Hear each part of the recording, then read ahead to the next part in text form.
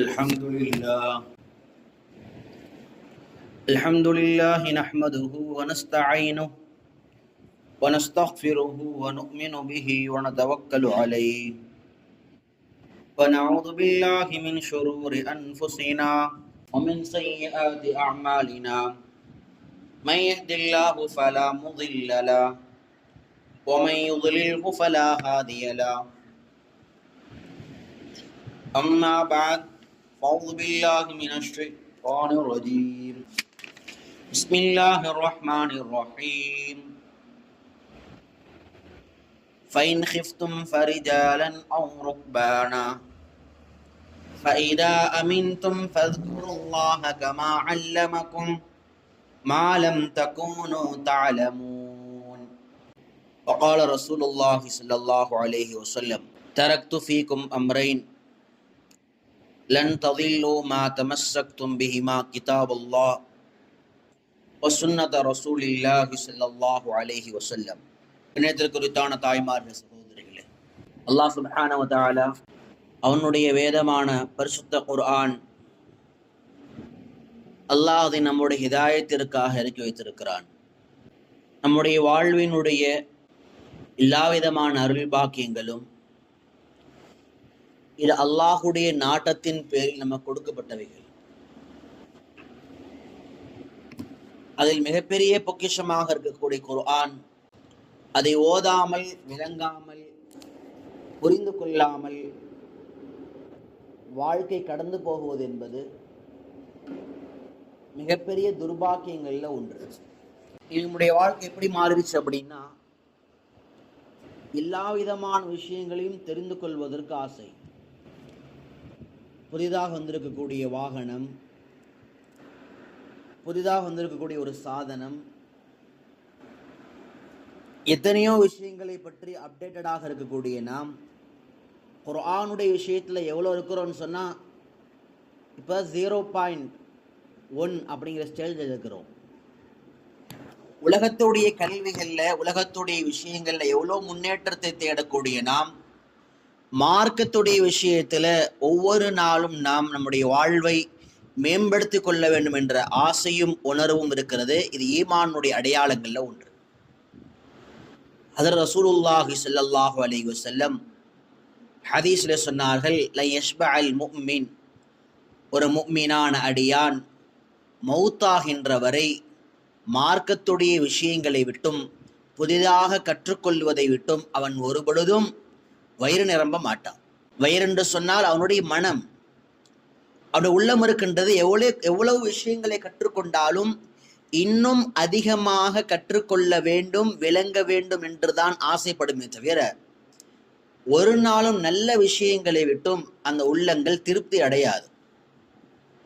தஃப்சீர் கிளாஸுகளுடைய நோக்கமும் மிக முக்கியமான விஷயங்கள்ல ஒன்று என்னன்னா, நம்முடைய வாழ்வு குர்ஆனை ஓதுவதை தாண்டி குர்ஆனுடைய ஆயத்துகளை அர்த்தம் புரிவதோடு சேர்த்து எத்தனை ஆயத்துகளை விளங்கி வைத்திருக்கிறோம், எத்தனை ஆயத்துகளை நம்முடைய வாழ்வில் கொண்டு வந்திருக்கிறோம் என்பதை நாம் சற்று யோசிக்க கடமைப்பட்டிருக்கிறோம்.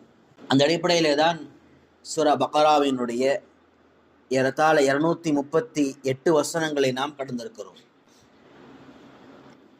சட்டம் சார்ந்த வசனங்களை தவிர்த்து விட்டு நாம் தஃப்சீர்களை பார்த்து கொண்டிருக்கிறோம். அந்த அடிப்படையில் இன்று மிக முக்கியமான வசனமாக இருக்கக்கூடிய கடந்த வாரத்தினுடைய தொடர்ச்சி, ஃபைன் ஹிஃப்தும் ஃபரிஜாலன் அவு ருக்பானா. ஃபைன் ஹிஃப்தும், நீங்கள் பயந்தால், எதிரிகளுடைய அலச்சாட்டியங்களை, போர் ஏற்படுவதை, எதிரிகள் உங்களை அழித்து விடுவதை நீங்கள் பயந்தால், ஃபரிஜாலன் அவு ருக்பானா, அல்லாஹ் சுப்ஹானஹு வ தஆலா சொல்லி காட்டுகிறான், உங்கள் தொழுகையை நீங்கள் நிறைவேற்றுங்கள் நடந்தவர்களாக. ஃபரிஜால் அவு ருக்பானன், அல்லது வாகனத்தின் மீது அமர்ந்தவர்களாக நிறைவேற்றுங்கள். ரெண்டுல ஏதாவது ஒண்ணு.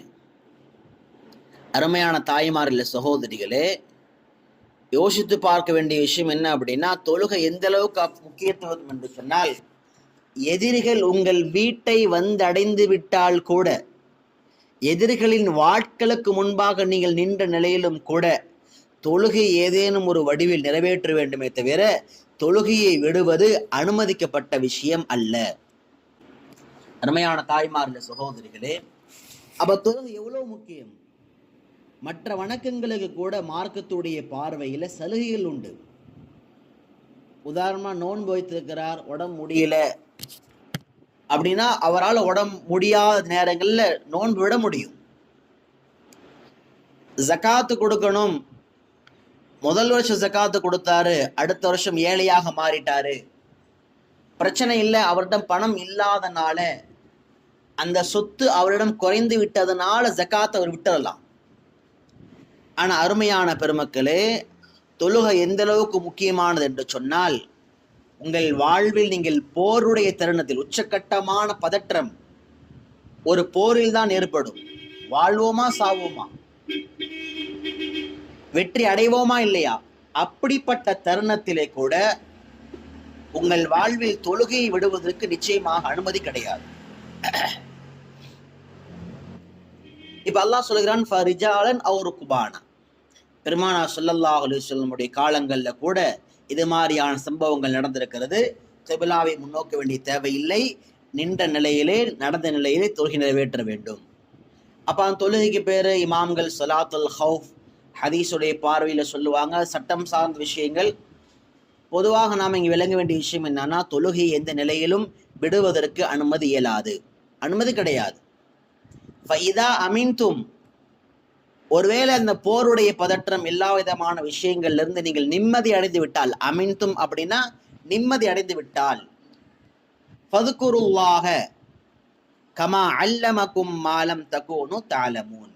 ஃபதுகுருல்லாஹ, அல்லாஹ்வை நீங்கள் நினைவு கூறுங்கள், கமா அல்லமக்கும், அவன் உங்களுக்கு எப்படி கற்பித்திருந்தானோ. பொதுவாக இயல்பாக தொழுகை எவ்வளவு அமைதியாக ருக்குவோடு சுஜூதோடு அத்தஹியாத்துகள் ஓதி நிம்மதியாக நிறைவேற்றுவோமோ அதுபோல் நிறைவேற்றுங்கள். இயல்பான நிலை திரும்பிவிட்டால், மாலம் தகூனு தஅலமூன், நீங்கள் எதை அறியாமல் இருக்கிறீர்களோ அந்த நிலை வரைக்கும், கமா அல்லமக்கும் மாலம் தகூனு தஅலமூன், நீங்கள் அறியாத காலம் எல்லாம், சூழ்நிலைகள் சரியானதா இல்லையா என்று அறியாத காலம் எல்லாம் போர்க்கால முறையை பின்பற்றிக் கொள்ளுங்கள்.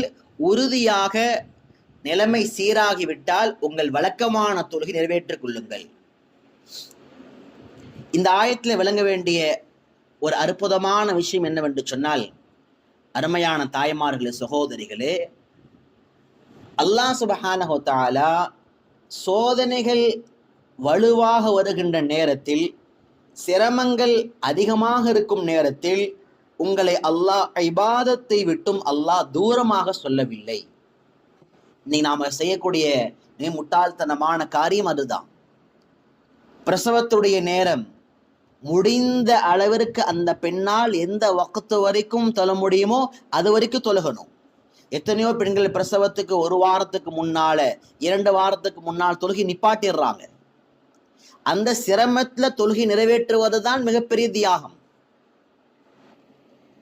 வெளியே சஃபர்ல போறாரு, ஒது செய்ய இடம் இல்லை, சுய தேவையை முடிக்க இடம் இல்லை, ஆனாலும் ஒது செய்யக்கூடிய சுய தேவை நிறைவேற்றக்கூடிய இடத்தை கண்டறிந்து வாகனத்தை நிறுத்தி ஒரு முசல்லாவை விரித்து தொழுவாரையானால் அந்த சிரமமான நேரத்தில் ரப்புக்கு முன்னால் செலுத்தக்கூடிய உண்மையான விசுவாசம் அதுதான்.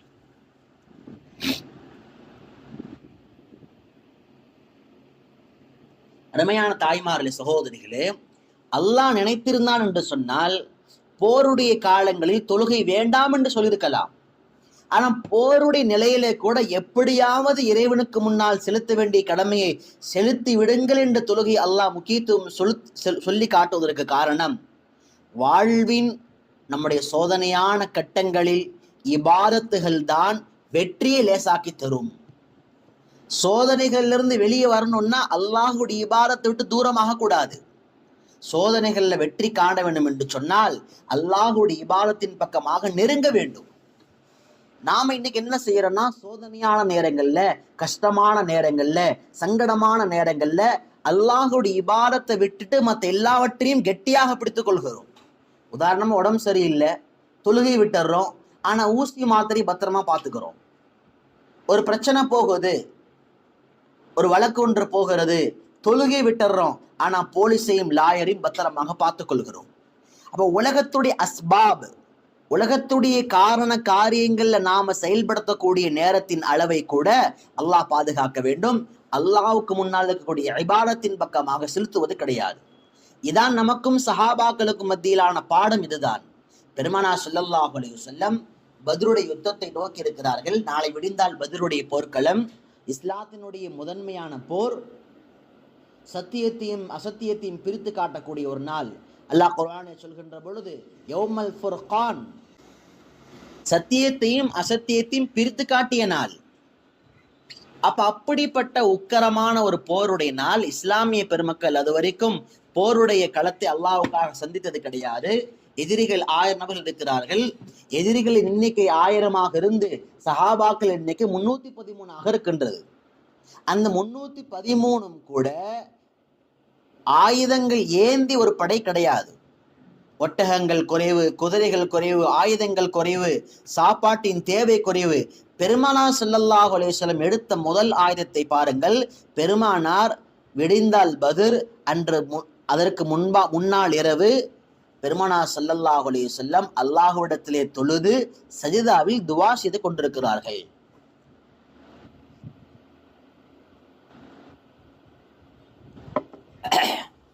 எந்த அளவுக்கு பெருமானாருடைய நம்பிக்கை தொழுகையில் இருந்துச்சு அப்படின்னு சொன்னா, தொழுது முடிந்து எழுகிறார்கள். காலை நேரம் விடுகின்றது, அல்லாஹ்வுடைய சுபச்செய்தி வருகின்றது. நபியே, நீங்கள் கவலைப்படாமல் செல்லுங்கள், இன்றைய நாள் உங்களுடைய வெற்றிக்கான நாள். அருமையான பெருமக்களே, தாய்மார்களே, நம்மிடத்தில் உருவாக்கி கொள்ள வேண்டிய அடிப்படை சிஃபத் அதுதான், குணம் அதுதான். எல்லா பிரச்சனையான நேரங்களிலும் முதலில் உங்களை தொழுகையின் பக்கமாக ஈடுபடுத்துங்கள். அல்லாஹ் போருடைய சமயத்தில் தொழுக சொன்னதற்கான அடிப்படை படிப்பனை அதுதான். எல்லா நிலையிலும் தொழுகையோடு ஒன்றிணைந்திருக்க வேண்டும்.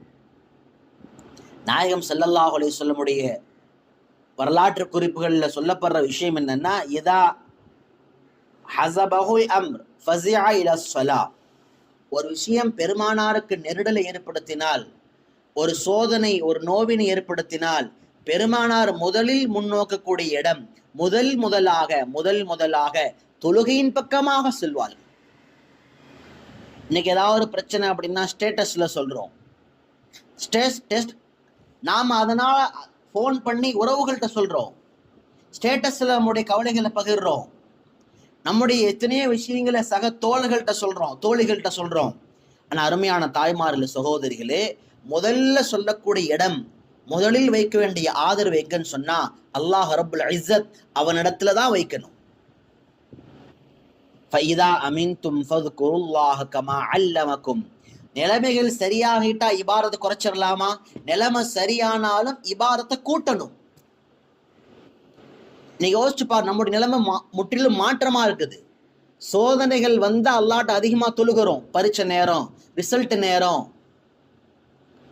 நோயுடைய அந்த அறிகுறியை அறியும் தன்மை நேரம், அந்த நேரங்கள்ல அல்லாஹ்ட்ட தொழுது துவா செய்யக்கூடிய பண்பு இருக்கிறது. அந்த சோதனை இலகுவாகின்ற போது, லேசாகின்ற பொழுது, அதற்கு பின்பாக அல்லாஹ் மறந்துடுறோம். ஆனா அல்லாஹ் சொல்லுகிறான், ஃபைதா அமின்தும் ஃபذ்குருல்லாஹ, உங்கள் நிலைமைகள் சரியானால், பயம் போகிவிட்டால், நீங்கள் உங்கள் இபாதத்தை கூட்ட வேண்டும். அருமையான தாய்மார்களே, சகோதரிகளே, எனவே இந்த ஆயத்தின் மூலமாக நம்முடைய வாழ்வில் எல்லா தருணத்திலும் தொழுகையை விடாமல், அதில் எந்த விதமான களங்கம் ஏற்படாமல் இருக்க வேண்டும் என்பதை இந்த ஆயத்துக்களை விட தெளிவாக ஒரு விஷயம் சொல்ல முடியாது.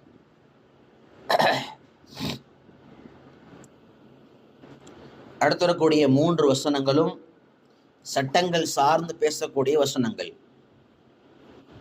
இப்ப அதை விட்டுட்டு நீங்க 4வது வசனம் பார்த்தீங்க அப்படின்னா 243வது வசனம். இந்த 243வது வசனத்துல அல்லாஹ் சுப்ஹானஹு வ தஆலா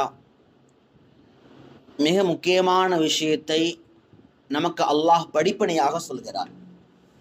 குர்ஆனை பொறுத்த வரைக்கும் நாம் ஏற்கனவே சொன்னதை போல குர்ஆனுடைய வசனங்கள் நாம் அதை பார்க்கின்ற கண்ணோட்டத்தில்தான் நம்மால் அதிலிருந்து பயன்களை பெற்றுக்கொள்ள முடியும். உதாரணமா ஒருத்தர் குர்ஆனை வைத்து மக்களை வழிகெடுக்க வேண்டும் என்று நினைத்தால் அதையும் செய்ய முடியும். குர்ஆனை வைத்து அறிவியலை கண்டுபிடிக்க வேண்டும் என்று நினைத்தால் அதையும் செய்ய முடியும். குர்ஆன் மூலமாக கணிதவியலை காட்ட வேண்டும் என்று நினைத்தால் கணிதவியலையும் கண்டுபிடிக்க முடியும். குர்ஆனின் மூலமாக வாழ்விற்கான படிப்பினையை பெற்றுக்கொள்ள வேண்டும் என்று நினைத்தால் படிப்பினைகளையும் பெற்றுக்கொள்ள முடியும்.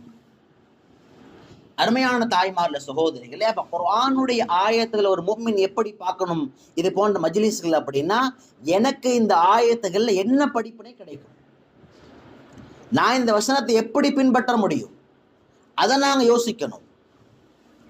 அருமையான தாய்மார்ல சகோதரிகளே, அப்ப அல்லாஹ் இந்த வசனத்துல முற்றிலும் ஒரு வேறுபட்ட ஒரு கோணம், ஒரு கதை ஒன்றை அல்லாஹ் சொல்கிறான். அலம் தர, நபி நீங்கள் பார்க்கவில்லையா, இலல்லதீன ஹரஜு மின் தியாரிஹிம், தங்கள் வீடுகளிலிருந்து வெளியேறிய மக்கள் தங்களுடைய வாழ்வாதாரத்தை இடத்தை விட்டுட்டு ஓடிட்டாங்க. அப்படி வெளியேறி போன மக்களை நபியை நீங்கள் பார்க்கவில்லையா? அவங்க எவ்வளவு பேர் இருந்தாங்க? வகும் உலூஃபுன், பலாயிரம் பேர் இருந்தாங்க. பலாயிரம் நபர்கள் தங்களுடைய ஊரை விட்டுட்டு வெளியேறி போனாங்களே, எதன் காரணமாக? ஹதரல் மௌத், மௌத்தை பயந்ததின் காரணமாக. ஆயத் அல்லாஹ் அடுத்து சொல்வான், ஃபகால லஹுமுல்லாஹு, அல்லாஹ் அப்படி அவர்கள் வெளியேறிய பிறகு அவர்களை பார்த்து சொன்னான், மூத்து, நீங்கள் மரணித்து போங்கள், நீங்கள் மரணித்து விடுங்கள் என்று அல்லாஹ் சொன்னான். சும்ம அஹ்யாகும், அவர்கள் மரணித்த பிறகு அல்லாஹ் மீண்டும் அவர்களை எழுப்பினான். இன்னல்லாஹ லது ஃபضலின், நிச்சயமாக அல்லாஹ் அருள் பாக்கியம் செய்யக்கூடியவனாக இருக்கிறான். அலன்னாசி, மக்களின் மீது. அல்லாஹ் எல்லாம் செய்யறான், நாம் எப்படி இருக்கும் தெரியுமா? வலாகின் அக்ஸரன்னாஸி லா யஷ்குரூன், மக்களில் அதிகமானோர் அல்லாஹ்விற்கு நன்றி செலுத்த மாட்டார்கள்.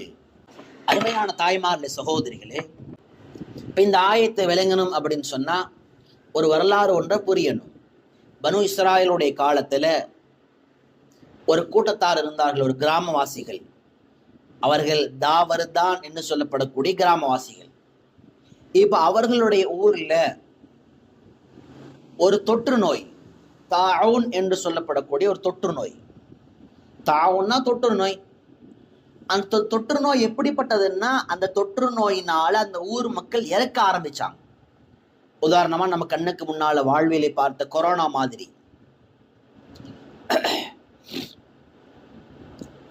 அப்ப அந்த தொற்று நோயினால மக்கள் இறப்பு அதிகமாகின்ற போது அந்த ஊர் மக்கள் முடிவு பண்ணாங்க, இந்த ஊரை விட்டு வெளியே போயிடலாம். ஏன்னா இந்த ஊரை விட்டு வெளியே போயிட்டோம் அப்படின்னா நாமளாவது மௌத்தை விட்டும் தப்பித்துக் கொள்ளலாம். இது அவங்களுடைய எண்ணம். இது அதனால முடிவு பண்ணாங்க. அந்த ஊர் வாசிகள் எல்லாம் எத்தனாயிரம் பேர் போனாங்க தெரியுமா? இப்னு அப்பாஸ் சொன்னாங்க 4000 பேர், இன்னொரு ரிவாயத்தில் 8000 பேர், 9000 பேர், 10,000 பேர், 30,000 பேர். அப்ப பலாயிரக்கணக்கான நபர்கள் அந்த ஊரை விட்டு விட்டு ஒரேடியாக புறப்பட்டு வெளியேறினார்கள். காரணம், மௌத்தை பயந்து.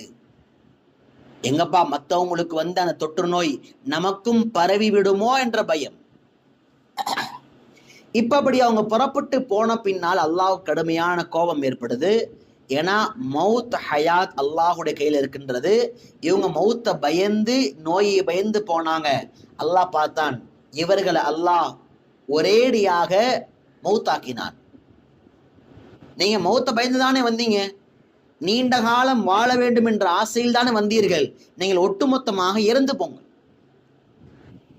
இறைப்பை எய்ந்து கொள்ளுங்கள். காரணம், உங்களுடைய மௌத் ஹயாத் அல்லாஹுடைய கையில தான் இருக்கின்ற நம்பிக்கை போச்சு. மௌத்தாயிட்டாங்க. காலம் கடந்தது. ஒரு நபி, அல்லாஹுடைய தூதரில் ஒருத்தர் வந்தார். அந்த வழியாக பலாயிரக்கணக்கான கபறுகளை பார்த்தாரு. அவங்க எல்லோரும் மௌத்தா போன அந்த அடையாளங்களை பார்த்துட்டு துவா செஞ்சாரு, யா அல்லாஹ், இவர்களுக்கு மீண்டும் வாழ்வை ஹயாத்தை நசீபாக்கி தருவாயாக. அல்லாஹ் அந்த துவாவை ஏற்றுக்கொண்டான். சும்ம அஹ்யாகும், அல்லாஹ் பிறகு அவர்களை உயிர் கொடுத்து எழுப்பினான். கான்செப்ட் அவ்வளவுதான். இந்த ஆயத்துல சம்பவம் முடிஞ்சிருச்சு.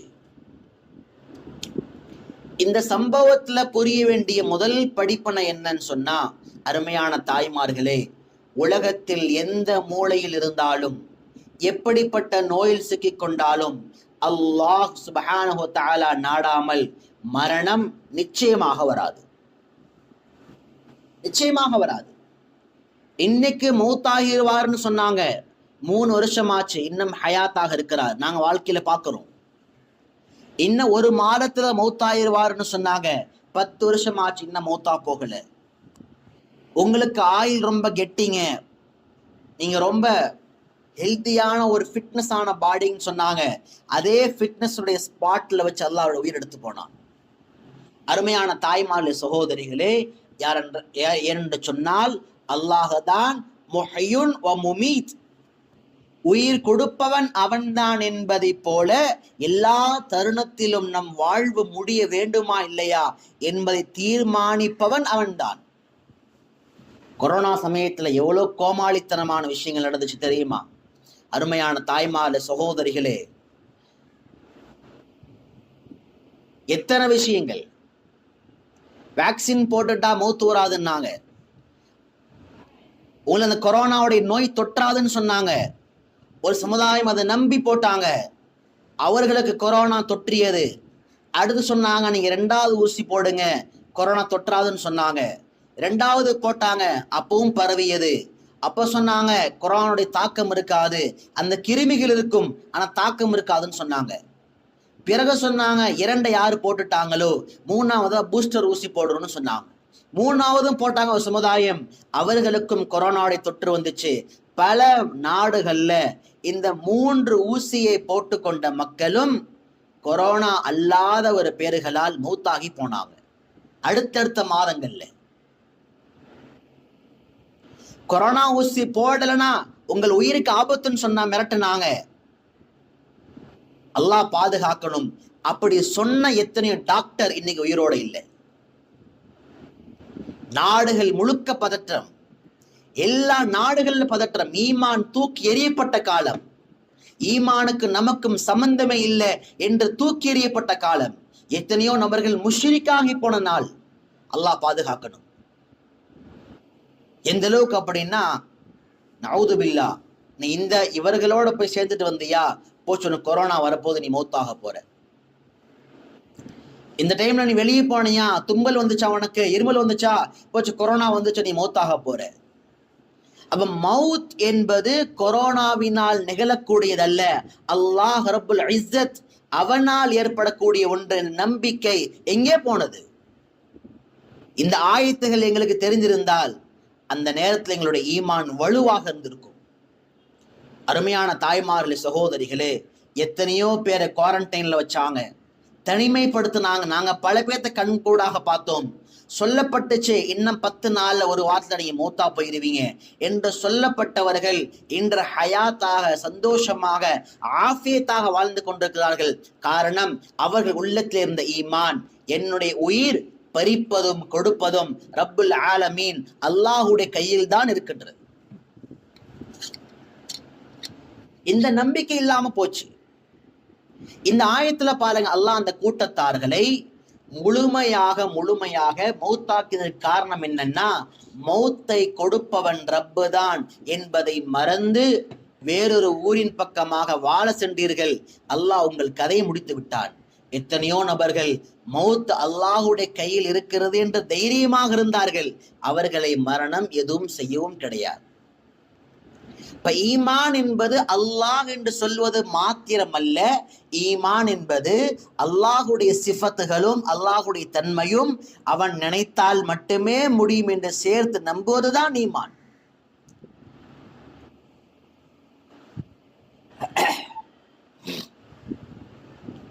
அருமையான தாய்மார்களே, சகோதரிகளே, அதனால எங்களுடைய ஈமானை பாதுகாக்க வேண்டிய கடமை மிக முக்கியமானது. பெருமானார் ஸல்லல்லாஹு அலைஹி வஸல்லம் ஒரு சந்தர்ப்பத்தை சஹாபாக்கள்கிட்ட சொன்னாங்க, நாளை காலை விடியும் பொழுது ஒரு சில சஹாபாக்கள் முஃமின்களாக இருப்பார்கள், ஒரு சில நபர்கள் காஃபிராக மாறி போவார்கள்.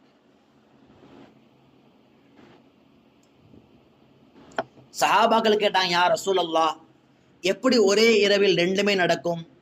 ஒரு சிலர் ஈமான்ல வலுவாயிருவாங்க, ஒரு சிலர் அவர்கள் காஃபிராகி போவார்கள். சஹாபா அப்புறம் ஸல்லல்லாஹு அலைஹி வஸல்லம் சஹாபாக்கள் விளக்கப்படுத்தினாங்க, இன்று இரவு ஒரு மழை பெய்யும், நாளை காலை எழுந்தவுடன் அல்லாஹுடைய குதிரத்தின் காரணமாக அல்லாஹுடைய அருளால் இந்த மழை பெய்தது என்று சொல்வார்கள். இவர்கள் முஃமின்களில் உயர்ந்தவர்கள். ஒரு சிலர் சொல்வார்கள், நேற்று இரவு ஏற்பட்ட நட்சத்திரத்தினுடைய மாற்றங்களினால் தான் இந்த மழை பெய்தது என்று சொல்வார்கள். அவர்கள் காஃபிராகி போவார்கள். இன்றைய செயல் அப்படித்தான் இருக்கின்றது. மாத்தை சாப்பிடக்கூடிய நாம், ஊசி போடக்கூடிய நாம், இதை சாப்பிட்டு விட்டால், இதை போட்டுக்கொண்டால் சரியாகி போய்விடும். பிறகு அது சரியாகும் என்று சொன்னால் ஃபல்லாஹு ஷாஃபி வல் காஃபி, அல்லாஹ் நிவாரணம் அளிப்பவன், அவன் எங்கே போனான்? அவன் நம்பிக்கை எங்கே போனது? குழந்தையை தரக்கூடியவன் அல்லாஹ். அந்த நம்பிக்கையுடைய விஷயத்தில் எவ்வளவு நாம் உறுதியாக இருக்கிறோம்? இன்னல்லாஹ வாஹிபுன் வஹாப், அல்லாஹ் கொடுக்கக்கூடியவன். அல் ஹாலிகுல் முஸவ்விர், அல்லாஹ் உருவாக்கி தரக்கூடியவன். இன்னைக்கு சாதாரண ட்ரீட்மெண்ட்ல மிஷின்கள் மேல இருக்கக்கூடிய நம்பிக்கை கூட அல்லாஹ் சுப்ஹானஹு வ தஆலா மேல இல்லை என்று சொன்னால் ஈமானுடைய தரம் எங்கே போனது? இன்னல்லாஹ ஹய்யுன் வ முமீத், அல்லாஹ்வே உயிர் கொடுத்து எழுப்புவான், அல்லாஹ்வே மரணிக்கவும் செய்வான். அருமையான தாய்மார்களே, சகோதரிகளே, அப்ப அல்லாஹ் இந்த ஆயத்தின் மூலமாக நமக்கு தரக்கூடிய படிப்பன் என்னன்னா, அருமையான அடியார்களே, உலகத்திலே எந்த மூலையில் இருந்தாலும் உங்களுக்கு மரணம் வரும் என்று யாரு சொன்ன போதிலும் உங்களுடைய ஈமான் அல்லாஹ்வின் மீது வலுவாக இருக்க வேண்டும். அல்லாஹ் நாடினால் மட்டுமே மரணம் வரும்.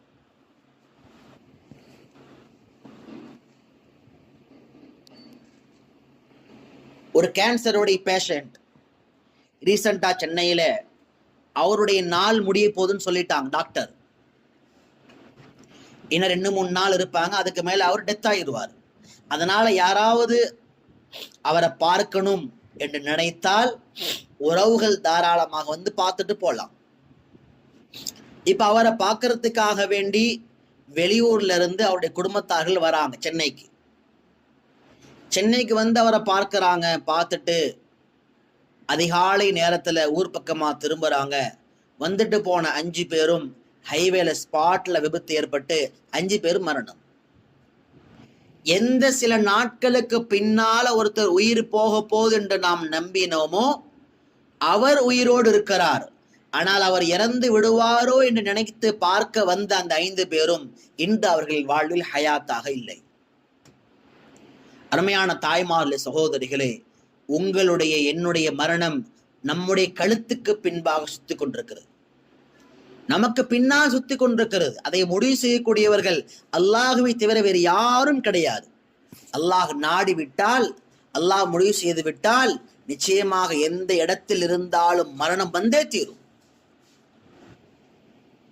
இந்த நோய் வந்துட்டா மௌத்தாகிருவோம், இந்த தொற்று நோய் வந்துட்டா மௌத்தாகிருவோம், இதனால மௌத்தாயிருவோம், அதனால மௌத்தாயிருவோம். இது ஈமானுடைய குறைபாட்டின் அடையாளம். எது வந்த போதிலும் வைதா மரில்து ஃபஹுவ யஷ்ஃபீன், இப்ராஹிம் அலைஹிஸ்ஸலாம் சொன்ன வார்த்தை, வைதா மரில்து ஃபஹுவ யஷ்ஃபீன், நான் நோயிற்றால் எனக்கு நிவாரணை கொடுப்பவன் அல்லாஹ். இதான் ஈமானி பாடம். அப்ப நான் ஹாஸ்பிட்டல் ஏன் நான் போறேன்? அது பெருமானாருடைய சுன்னத். எந்த மருத்துவத்தை எடுத்துக்கொண்டாலும் இதனுடைய பரக்கத்தால் அல்லாஹ் நிவாரணை கொடுப்பான், இவர்களின் பரக்கத்தால் அல்லாஹ் காப்பாற்றுவான். இதெல்லாம் வெறும் காரண காரியங்கள் தான் என்ற ஒரு மிக முக்கியமான ஈமானுடைய உணர்வு நம்முடைய உள்ளத்திலே இருக்க வேண்டும்.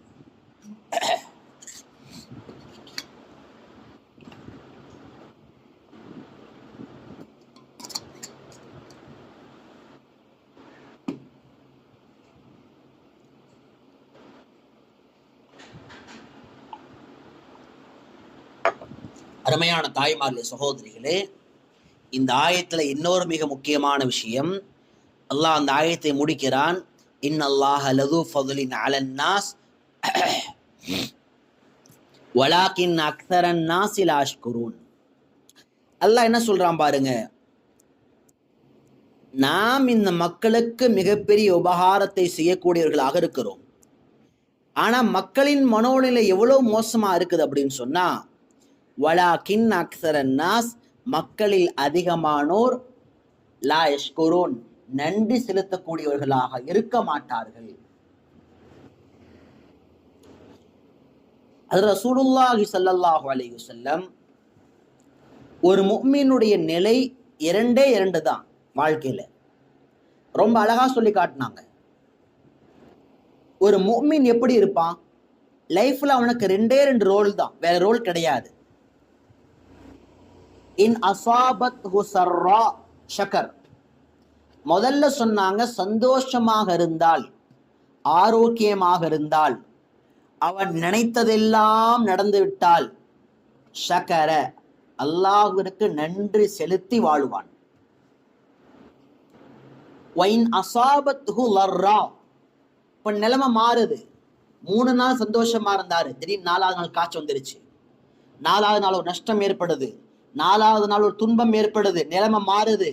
வைன் அஸாபத்ஹு லர்ரா, சோதனை ஒரு தீங்கு ஏற்படுமையினால் சொபர, பொறுமையாக இருப்பான்.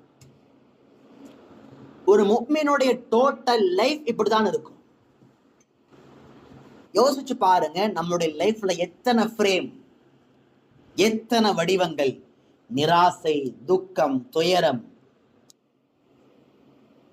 அல்லாஹ் மேல பழி சுமத்துதல், திட்டுதல், ஏசுதல், பெருமை, ஆணவம், இதெல்லாம் இல்ல. ஒரு முஃமினுடைய நிலை ரெண்டு தான். ஒண்ணு, நல்ல நிலைமையில் இருந்தார் நான் நன்றி செலுத்துவாரு, அல்லது சோதனையில சிரமத்துல இருந்தார்னா பொறுமையா இருப்பார். அருமையான தாய்மார்களே, சகோதரிகளே, இந்த நிலையோடு நாம் வாழ்றோமா? என்னைக்கு நாம என்ன செய்யறோம்னா, அல்லாஹ் கொடுக்காதத, அல்லாஹ் தராத ஒண்ண, அல்லாஹ் பறிச்ச ஒண்ண, அதை பத்தி பேசி பேசி பேசி நன்றி கெட்ட அடியார்களாக மாறுகிறோமே தவிர, அல்லாஹ் எதை கொடுத்து வைத்திருக்கிறானோ அதற்கு நாம் நன்றி செலுத்துகிறோமா?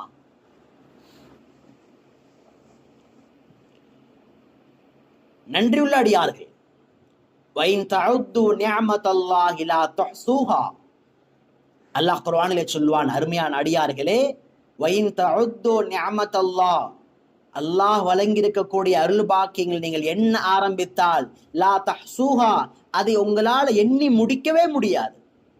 சுப்ஹானல்லாஹ். உங்களுடைய கண் இமையில் ஆரம்பித்து உலகத்துடைய இமயமலை வரைக்கும் பலாயிரக்கணக்கான கோடிக்கணக்கான அருள் பாக்கியங்கள் நிறைந்திருக்கக்கூடிய உலகம். யாருக்காக? இதோ உங்களுக்கும் எனக்குமாக.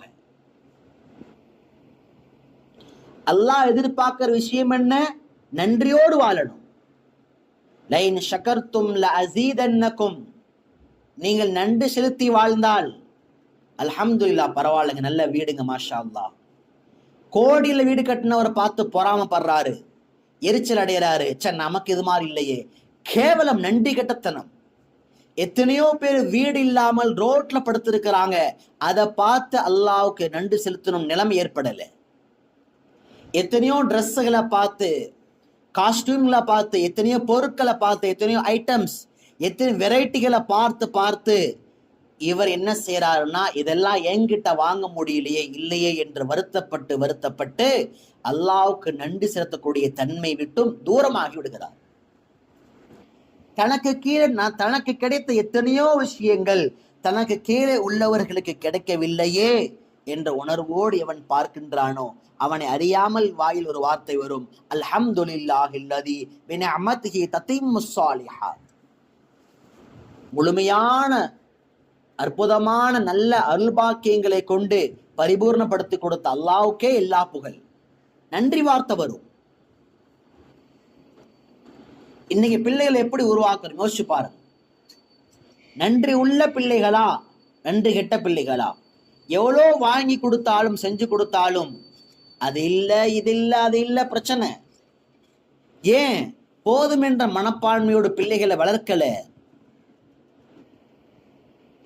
ஏதாவது ஒரு உணவு சமைத்தா பிள்ளைங்க அதை வேணாம்னு சொல்றாங்கன்னா அங்க சொல்லித்தர வேண்டிய பாடம் என்னன்னா, இதற்கு மேல் லக்ஸுரியாக வாழக்கூடிய ஒருவனை விட இந்த உணவு கூட இல்லாத எத்தனாயிரம் குழந்தைகள் இரவை கழிக்கிறார்கள் என்பதை தெரியுமா என்ற விஷயத்தை சொல்லித்தர வேண்டும். சொல்லி தந்தோம்னா அல்லாட்ட தானாக நன்றி செலுத்தக்கூடிய குணம் உருவாகும்.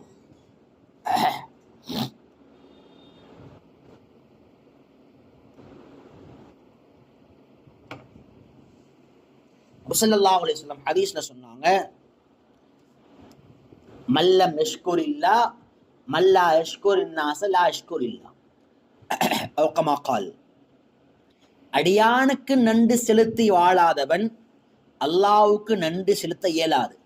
வெரி ரொம்ப ரொம்ப ஒரு சைக்காலஜிக்கலான தியரி என்னன்னா, தனக்கு கண்ணுக்கு முன்பாக தெரியக்கூடிய தாய், தந்தை, மனைவி, கணவன், பிள்ளைகள், நண்பர்கள், சகோதரர்கள், சகோதரிகள், இவர்கள் செய்யக்கூடிய சின்ன சின்ன உதவிகளுக்கும் ஜஸாக்கல்லாஹ், அல்லாஹ் நிரப்பமான கூலி தருவானாக என்ற நன்றி வார்த்தைகளை கூட கூறி வாழ முடியவில்லை என்றால் கண்ணுக்கு தெரியாத ரப்புல் ஆலமீன் அல்லாஹ்வுக்கு நாம் எந்த நாளிலும் நன்றி செலுத்த மாட்டோம்.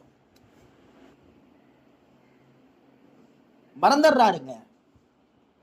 லைஃப்ல கொஞ்சம் மேல வந்துட்டோம்னா தன்னை தூக்கி நிறுத்தியவர்கள் யார்? தாய், தந்தை, சகோதரன், சகோதரி, கணவன், மனைவி. மறந்த தூக்கி போட்டுறாரு.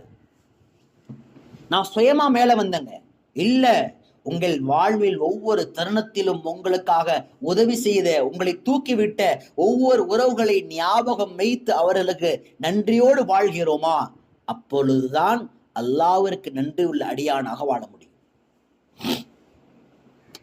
வலையின் கஃபர்தும், அல்லாஹ்வுக்கு நன்றியோடு வாழல அப்படின்னா என்ன தெரியுமா ஏற்படும்? இன்ன அதாபில ஷதீத், இருக்கின்ற எல்லாவற்றையும் அல்லாஹ் பிடுங்கி விட்டுருவான். இருந்த சொத்து போச்சு, இருந்த ஆரோக்கியம் போச்சு, இருந்த நியாமத்து போச்சு, இருந்த வயசு போச்சு. ஏன்? இருக்கின்ற விஷயத்துக்கு அல்லாஹ்க்கு நன்றி செலுத்தல, சந்தோஷம் அடையல, இல்லாத ஒண்ணுக்கு ஆசைப்பட்டு கொண்டிருந்தாரு. அதனால் அல்லாஹ் இருப்பவற்றை பிடுங்கிடுவான். அருமையான தாய்மார சகோதரிகளே, கைசேதமான வாழ்க்கை என்ன தெரியுமா? நம்முடைய வாழ்க்கையில அதிகமான நேரம் இல்லாததை நினைத்து நினைத்து நினைத்துதான் வாழ்க்கை துர்பாக்கியமாக ஆகிக் கொண்டிருக்கிறது. வாழ்வில் அல்லாஹ் கொடுத்ததை வைத்து என்று நாம் சந்தோஷம் அடைந்திருக்கிறோம். நல்ல பிள்ளைகள் அல்லாஹ் கொடுத்திருக்கிறான். நம்ம பிள்ளைகளுடைய குணங்களையும் வாழ்க்கையும் பார்க்காம இன்னொரு பிள்ளையை பார்த்துச்சே அந்த பிள்ளையெல்லாம் எப்படி இருக்குது பாரு. அஸ்தக்ஃபிருல்லாஹ், எவ்வளவு கேவலம் இது. நம்முடைய கணவனுடைய குணங்களை பார்த்து அந்த கணவன் விஷயத்திலே சந்தோஷம் அடைவதை விட்டு பாருங்க, உங்களுக்கெல்லாம் கொடுத்து வச்ச பாக்கியங்க, ஆனா எங்க வீட்டுக்காரன் தான் இருக்கிறாரு. நவுது பில்லா.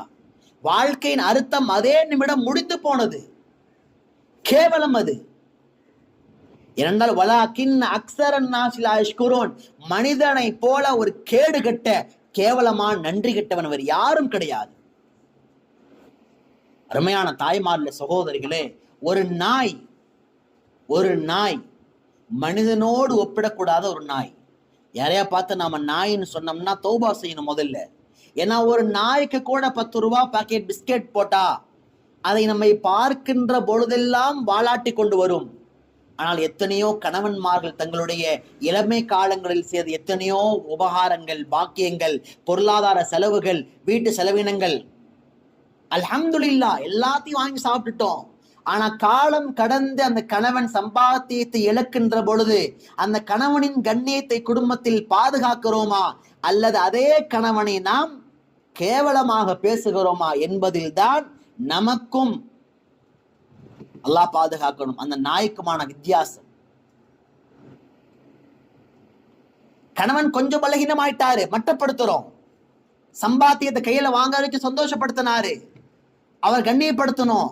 இப்பெல்லாம் சம்பாத்தியம் இல்ல, கேவலப்படுத்துறோம். நன்றி கெட்டத்தனம்.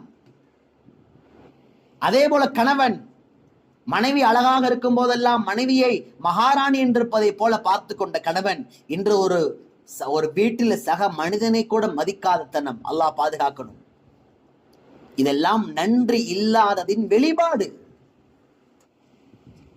ஒரு மகன் ஒரு மகள் வளர்கிறார்கள். வளர்ந்து தானாக சம்பாதிக்க முடியும், தானாக வாழ முடியும் என்ற தருணம் வருகின்ற பொழுது தாய் தந்தை வாழ்வில் என்ன செய்தார்கள் என்பதை மறக்கிறார்கள்.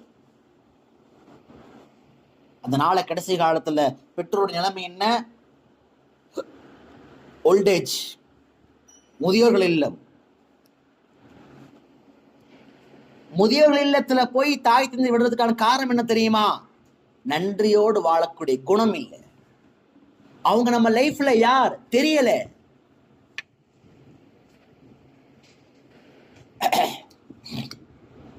அருமையான தாய்மார்களே, சகோதரிகளே, நன்றி என்ற குணம் இருக்கிறது ஈமானுடைய அடையாளங்கள்ல பெருத்த அடையாளங்கள்ல ஒன்று.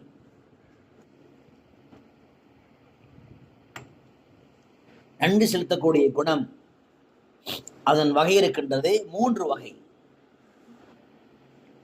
ஒன்று இருக்கிறது நம்முடைய உள்ளத்தால் நன்றி செலுத்துவது. எப்படி? முதல்ல உள்ளத்தின் மூலமாக அல்லாஹ் படைப்புகள் கொடுத்த அல்பாக்கியங்கள் எல்லாவற்றையும் மனப்பூர்வமாக உள்ளத்தால் ஏற்றுக்கொள்வது. உண்மைதாங்க, அல்லாஹ் இவ்வளவு செஞ்சிருக்கிறாங்க, இப்பதாங்க யோசிச்சு பார்த்தா தெரியுது. முதல்ல உள்ளத்துல ஏற்கணும். இரண்டாவது சொல்வார்கள் லிசான், நாவினால் ஏற்க வேண்டும். எப்படி? நாவினால் அந்த நன்றி வார்த்தைகளை தெரிவிக்க வேண்டும். அல்ஹம்துலில்லாஹ், அல்ஹம்துலில்லாஹ், அல்ஹம்துலில்லாஹ். எல்லா தருணத்திலும் அல்ஹம்துலில்லாஹ். ஆடை அணிந்தாரு, அல்ஹம்துலில்லாஹில்லதி கசானி. சாப்பிட்டாரு, அல்ஹம்துலில்லாஹில்லதி அத்அமனா. தூங்கி எழுந்தாரு, அல்ஹம்துலில்லாஹில்லதி அஹ்யானா. ஏன்? எல்லா புகழும் இறைவனுக்கே, எல்லா புகழும் இறைவனுக்கே. ஒவ்வொரு தருணத்தையும் அருள் பாக்கியங்களை கடக்கின்ற போது, ருசிக்கின்ற பொழுது, அனுபவிக்கின்ற பொழுது அல்லாஹ்வை புகழுங்கள் உங்கள் நாவினால். அல்ஹம்துலில்லாஹ். அடியார்கள் செய்த நன்றியாக இருந்தால் ஜஸாக்கல்லாஹ், அல்லாஹ் நிரப்பமான கூலிய தருவானாக என்ற துஆ செய்யுங்கள் மனப்பூர்வமாக. மூன்றாவது, அல்லாஹ் கொடுத்த இந்த அருள் பாக்கியமான இந்த உடல் உறுப்புகளை அல்லாஹ் அனுமதித்த ஹலாலான விஷயத்திலே மட்டும் பயன்படுத்துங்கள். கண்களாக இருந்தால் பார்க்க வேண்டியவற்றை மட்டும் பார்க்க வேண்டும். காதுகளாக இருந்தால் எதை அல்லாஹ் கேட்க சொன்னானோ அதை மாத்திரம் கேட்க வேண்டும். வாயாக இருந்தால் எதை பேசுவதற்கு அல்லாஹ் ஹலாலாக்கினானோ, எதை அனுமதி கொடுத்தானோ அதை மாத்திரம் பேச வேண்டும். அருமையான தாய்மார்களே, சகோதரிகளே, எனவே இந்த குணங்களை உருவாக்கி கொள்ள வேண்டும். நம் வாழ்வில் ஒரே ஒரு கோடுகள் தான். நம் கோட்டின் அந்த பக்கம் இருக்கிறோமா அல்லது இந்த பக்கம் இருக்கிறோமா? அல்லாஹ்வுக்கு நன்றி உள்ள அடியார்களாக இருக்கிறோமா? அல்லாஹ்விற்கு நன்றி செலுத்த வேண்டும் என்று சொன்னால் நம்மை சுற்றி இருக்கக்கூடிய அடியார்களிடத்தில் அந்த பழக்கத்தை உருவாக்கி கொள்ள வேண்டும். பிறகுதான் அல்லாஹ்விற்கு முன்பாக நாம் நன்றி உள்ள அடியாராக இருக்க முடியும். வலாகின் அக்ஸரன் நாஸி லா யஷ்குரூன். ஆனால் மக்கள் அதிகமானோர் நன்றி செலுத்த மாட்டார்கள் என்று அல்லாஹ் இந்த வசனத்தை முடிக்கிறான். அல்லாஹ் நமக்கு இந்த நன்றி செலுத்துகின்ற உயர்ந்த மேன்மை மிகுந்த இந்த ஒரு பண்பை அல்லாஹ் நம்முடைய வாழ்விலும் நம்முடைய குடும்பத்தாருடைய வாழ்விலும் அல்லாஹ் நசீபாக்கி தருவானாக. வாஹிர் தஅவானா அல்ஹம்துலில்லாஹி ரப்பில் ஆலமீன்.